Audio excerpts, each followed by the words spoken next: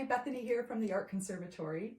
This is part 3 of a video series following the conservation treatment of a painting of Leda and the Swan, and we are picking up where the wood panel has been removed from the back of the canvas.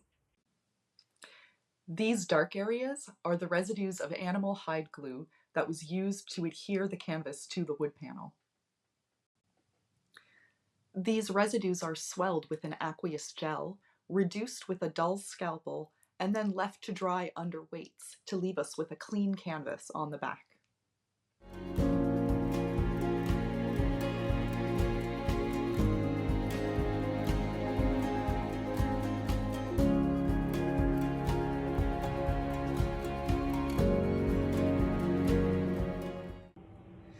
Because this canvas is hundreds of years old, it's degraded and can no longer support the paint layers on its own.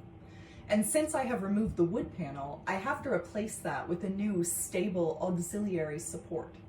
So I'm going to complete a treatment called aligning.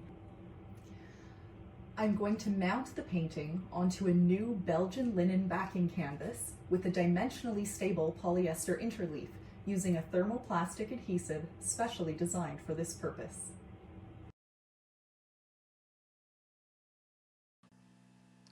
The painting is placed under gentle vacuum pressure to ensure an even overall bond. Then the surface of this table heats up to the temperature that activates the adhesive.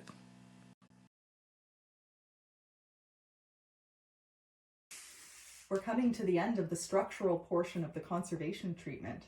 In the next video, we're going to be taking off these facing papers and taking a look at the surface of the painting. See you then.